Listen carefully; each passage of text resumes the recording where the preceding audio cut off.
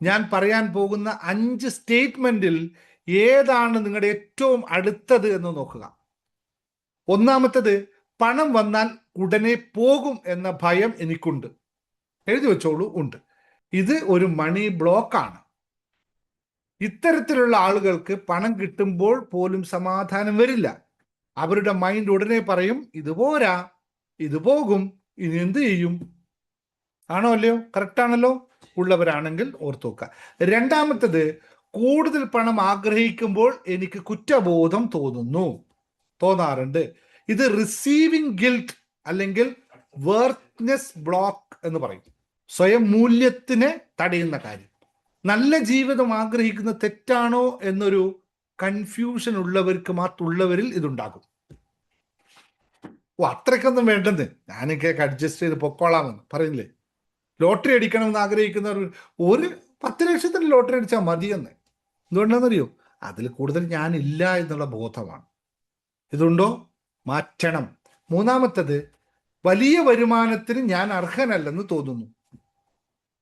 ഞാൻ ആദ്യത്തെ മണി manifestation class, എൻ്റെ മണി മാനിഫെസ്റ്റേഷൻ ഫസ്റ്റ് ക്ലാസ്സിൽ വന്ന സ്റ്റുഡൻറ്റ് ശമ്പളം എത്രയെന്നറിയോ? 54,000 രൂപ ശമ്പളം ഉണ്ടായ ആള് ക്ലാസ്സിൽ വന്നു, ജോയിൻ ചെയ്തു. 25,000 രൂപയായിരുന്നു അന്ന് മണി മാനിഫെസ്റ്റേഷൻ ഫീസ് തന്നു വന്നു. മാറ്റം പറഞ്ഞു, ഞങ്ങൾ സംസാരിച്ചു. പുതിയ ജോലിക്ക് പോകാൻ പരിപാടിയാണ്, 95,000 രൂപ ശമ്പളം കിട്ടിയാൽ പോകാമെന്ന് പറഞ്ഞു. ഞാൻ പറഞ്ഞു, അതൊന്നുമല്ല, നിങ്ങളുടെ വാല്യൂ 2.5 ലക്ഷം രൂപയാണ്.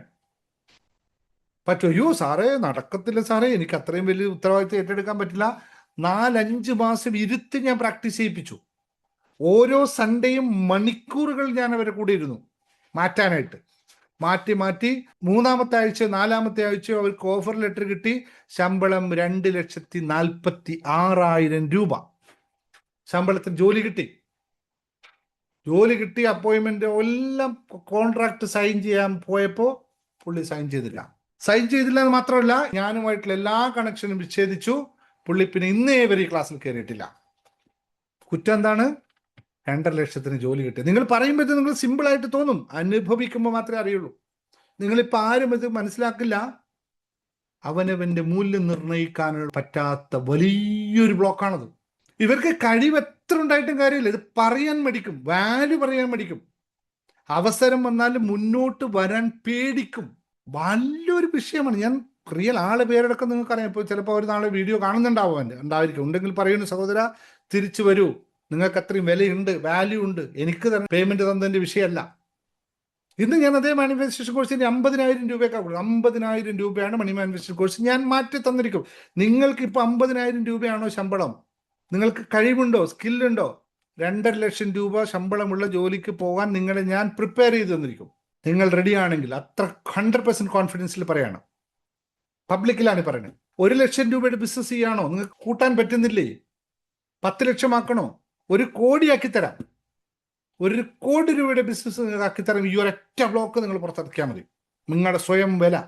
4-ാമത്തത്, സാലറി അല്ലെങ്കിൽ ഇൻകം വന്നാൽ പ്ലാനിങ് ഇല്ലാതെ ചെലവാക്കി പോകുന്നു. ഇമോഷണൽ സ്പെൻഡിങ് അല്ലെങ്കിൽ മണി ലീക്ക് പാറ്റേൺ. ശ്രദ്ധിക്കണം. എങ്ങനെ ശ്രദ്ധിക്കണമെന്ന് നമ്മൾ മണി മാനിഫെസ്റ്റേഷൻ കോഴ്സിൽ പഠിപ്പിക്കുന്ന സബ്ജക്റ്റാണ്. 5 കാര്യങ്ങളും സബ്ജക്റ്റ് വൈസ് വെച്ചിട്ട് പഠിപ്പിക്കുന്നു. 5-ാമത്തത്, വരുമാനം വർദ്ധിപ്പിക്കാൻ എന്ത് ആക്ഷൻ എടുക്കണമെന്ന് ഒരു ക്ലാരിറ്റി ഇല്ല. ഇൻകം പാത്ത് മുഴുവൻ കൺഫ്യൂഷനാണ്. വേണമെന്ന് പറഞ്ഞുകൊണ്ടിരിക്കും, എന്ത് ചെയ്തിട്ട് ഇത് എനിക്ക് കൂട്ടണമെന്ന് ഒരു പ്ലാനും ഉണ്ടാക്കില്ല. ഫുൾ കൺഫ്യൂഷനാണ്. ഓരോ ആളുടെ കഴിവനുസരിച്ച്, ഓരോ ആളുടെയും സ്കില്ലനുസരിച്ച്, ഓരോ ആളുടെയും ക്വാളിഫിക്കേഷൻ അനുസരിച്ച് അവർക്ക് ഇൻകം ഉണ്ടാക്കാൻ പറ്റും.